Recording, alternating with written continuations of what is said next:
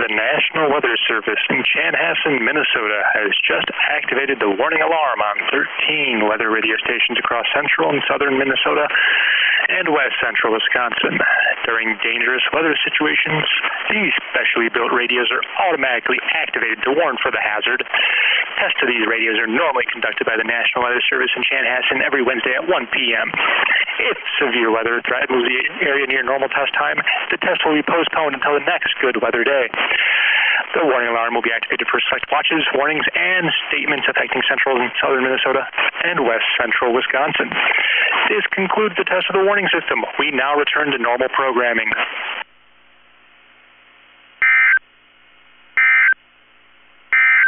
At noon, in the